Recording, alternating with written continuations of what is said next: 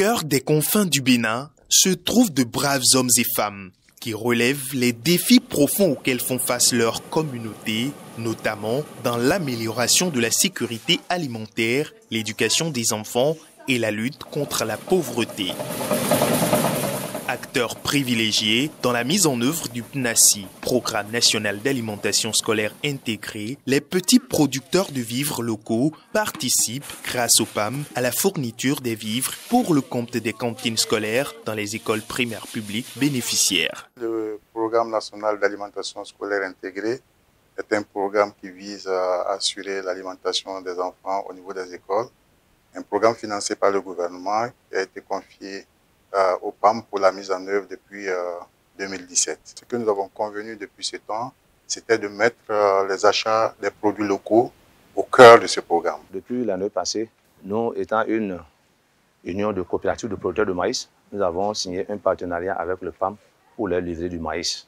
On a signé un contrat de 700 tonnes pour l'année 2024. On avait vendu le maïs au PAM. Nous avons vu que c'était une très bonne activité et il fallait continuer. Lorsque le PAM a encore relancé ses activités, nous avons jugé bon de postuler et le niébé et le maïs en même temps. C'est ainsi que le PAM nous a octroyé pour cette année 25 tonnes donc, de niébé. Le PAM a lancé pour le riz blanc, a lancé un avis d'appel d'offres de 1000 tonnes, dans tout le Bénin. Bon. Pour cette année, nous on a soumissionné pour 40 tonnes. Le partenariat qui nous lie avec le PAM, c'est dans le cadre de l'alimentation scolaire, afin de livrer du riz décortiqué, non poli, mais particulièrement le riz étuvé, au niveau du PAM, afin que les cantines soient approvisionnées. Ça s'élève à une quantité de 2000 tonnes. Ces achats s'inscrivent dans un mécanisme d'approvisionnement mis en place par le Programme alimentaire mondial visant à favoriser une production agricole inclusive. Nous avons ce qu'on appelle les commerçants institutionnels, qui achètent aussi auprès des petits producteurs. Donc, dans tous les cas, ça se retourne et ça va aux petits producteurs. Donc, nous avons ces achats-là auprès des commerçants locaux, des produits locaux, et nous avons aussi les achats directs auprès des petits producteurs. Au fil des ans, le PAM a augmenté, et ce, de manière conséquente, le volume de ses achats de vivres localement effectués auprès des petits producteurs entre 2021 et 2024. Nous avons commencé les achats en 2021 et nous n'avons pu acheter que 300 tonnes de vivres directement auprès des petits producteurs. En 2022, l'année qui a suivi, nous avons acheté 901 tonnes. Alors en 2023, de 901 tonnes, nous avons acheté 7622 tonnes. Quand on met tout ça ensemble en termes de valeur monétaire, vous trouverez qu'en 2023, on a mobilisé ou on a injecté directement auprès des petits producteurs plus de 2,159 milliards de francs CFA. Si on inclut les achats qui ont été faits auprès des commerçants privés, nous avons un total de près de 21 000 tonnes qui donne une valeur de plus de 6 milliards 800 de francs CFA qui ont été injectés dans l'économie nationale et donc qui boostent la production locale. Qu'elles soient vanneuses de maïs, trieuses ou étuveuses de riz, les femmes dans la chaîne de production des vivres prêtent main forte aux producteurs locaux. À Boukoumbe, l'entreprise de services et organisation de producteurs ESOP est à pied d'œuvre pour la mise en place de 40 tonnes de riz blanc. Nous travaillons avec 26 coopératives qui nous appuient, qui nous vendent leurs produits. Nous-mêmes, nous les appuyons. Donc, c'est au sein de ce cluster-là que nous payons le riz que vous voyez ici. Et comme toute unité de transformation, je travaille avec les jeunes qui sont avec moi. Je travaille avec les coopératives des femmes. Notre groupement s'appelle Spawenda. Ce qui veut dire on ne s'amuse pas, ne nous amusons pas. Présentement, nous sommes en train de faire le triage du riz. On enlève aussi le paddu qui est encore dedans. Les déchets qu'on trouve dedans, tout, on enlève. Nous sommes payés par kilo. Parfois, on passe ici avec 2600, 2000, 1500, 600 si tu n'as pas bien fait ton travail. Eu égard à la quantité des vivres fournis par les petits producteurs, le PAM veille surtout au niveau local à la qualité. Ici, mon travail consiste à vérifier le travail qui s'effectue sur les lieux. Est-ce que ce travail respecte les normes recommandées? Je contrôle l'humidité. Est-ce que le produit est sec? Est-ce que le produit est humide? Maintenant, pour le faire, je le fais par mes dents. Donc, je mets juste un grain. Si le grain sonne, c'est que c'est sec. Donc, le produit est bon.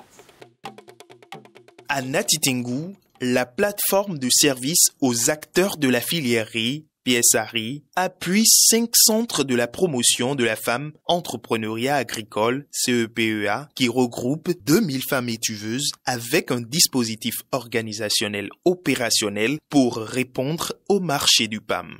Toutes les dispositions en termes de qualité sont prises. Vous allez voir qu'on a mis en fait, on a fait des mises à niveau très rapidement, d'abord en termes de stockage et également en termes de qualité de produit à travers des trieuses optiques qui sont opérationnelles.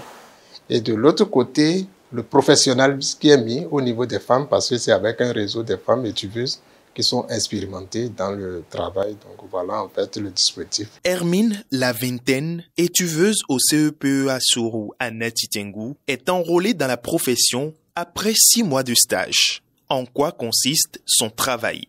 Pour un premier temps, nous faisons le lavage, ce qui se fait 3 fois. Et si le paddy n'est pas propre, on relave encore plus. Après ça, nous faisons le trempage qui dure 30 minutes par là. Après ça, nous mettons le riz dans le bassin qui fait au moins 24 heures.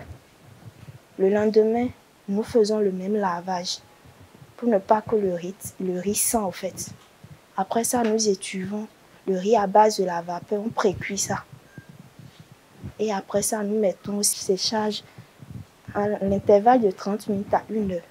On reprend et on met à l'ombre. Ce partenariat revêt une importance capitale pour les agriculteurs car, tout en leur offrant un marché d'écoulement sûr et fiable, il réduit l'exode rural et contribue au développement local. Au-delà de l'aspect pécunier, c'est qu'il y a quand même la promotion de l'emploi et de l'emploi décent, aussi bien pour les femmes que pour les jeunes. Vous nous donnez plus d'activités. Je sais qu'avec le temps, on va encore plus accroître, mais ce que je gagne quand même me permet de subvenir au maximum à mes besoins et d'être épanoui. Ça nous arrange parce qu'on trouve des temps pour acheter au moins de donner 50 francs les matins aux enfants pour qu'ils aillent à l'école. Grâce à ceci, on trouve pas acheter le savon. On achète notre petit poisson. On achète aussi les chaussures aux enfants. Donc, nous voyons que ça a changé, ça nous aide.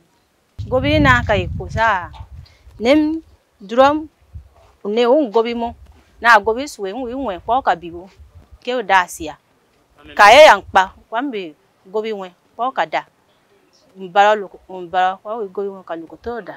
Grâce au partenariat du PAM avec les organisations professionnelles agricoles, les petits producteurs disposent de plus en plus de moyens leur permettant de se doter d'équipements afin de répondre efficacement au marché. L'année dernière, on a payé au moins une dizaine de tricycles pour les producteurs pour pouvoir ramener les vivres des champs dans les magasins.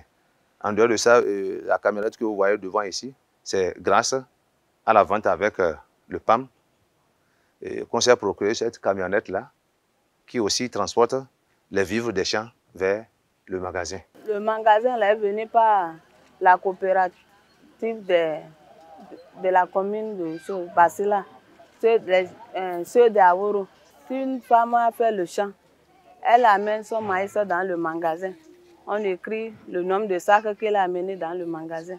Et maintenant, quand on va vendre là, on va donner à chacun son argent. Par ailleurs, pour booster davantage la production locale et faciliter ces opérations d'achat locaux, le PAM renforce les capacités des petits producteurs à travers des appuis en équipement de post-récolte et des appuis en formation. Chaque kit est composé d'un humidimètre qui va vous permettre d'apprécier le taux d'humidité dans vos sacs de maïs, d'une machine à coudre afin de vous permettre de coudre les sacs, d'une balance pour vous permettre de bien peser et surtout d'une vanneuse, trieuse, calibreuse d'une capacité de 10 tonnes par jour afin de vous permettre d'accélérer les opérations de vannage, de triage avant le reconditionnement du maïs.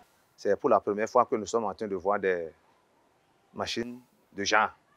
Donc vraiment, avec cette opportunité, je vais remercier le PAM. Ce système, d'abord, ça me permet de faire les ventes groupées au niveau des organisations paysannes. Et vous allez constater qu'aujourd'hui, nous avons des paysans qui essaient de trouver des moyens roulants, de construire à travers les pays. C'est par rapport aux ventes groupées que le PAM organise avec les producteurs. Nous sommes contents. Nous voulons que l'année prochaine aussi, que le PAM nous soutienne plus que cette année. Le programme des cantines scolaires, avec son processus d'achat des vivres, a permis une implication communautaire aboutissant entre autres à l'installation de magasins de stockage de vivres par la population. C'est le cas à l'école primaire publique Kouvouangou dans la commune de Boukoumbe. Ici, nous sommes dans le magasin de stockage des vivres Penassi, dont les parents nous ont offert pour déposer les vivres. Et ces vivres nous servent à nourrir nos élèves. Nous avons constaté qu'il y a un changement dans nos enseignements pédagogiques parce qu'il n'y a plus de retard, ils mangent, ils ne rentrent plus. Et voilà, le travail marche bien à cause de la cantine. Au même moment que nous gagnons, c'est que c'est encore nos enfants encore qui en consomment. Donc ça fait vraiment double avantage. Nous, les producteurs, on est heureux. Les enfants qui sont envoyés à l'école sont aussi heureux. On crée ainsi une économie circulaire avec aussi la participation d'un certain nombre d'acteurs, notamment les transporteurs, les transformateurs, étant donné que, à côté des financements du gouvernement, le PAM mobilise aussi des ressources pour pouvoir apporter un appui aux groupements de femmes qui font la transformation des produits locaux.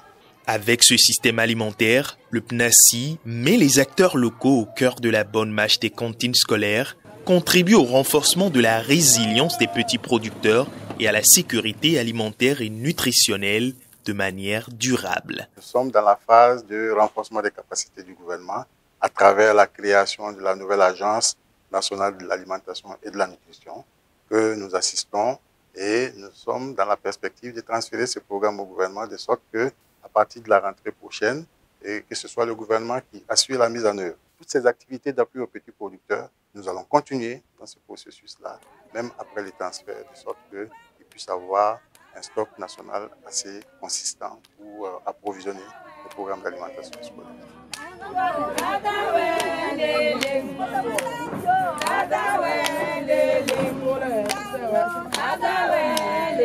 Bye bye.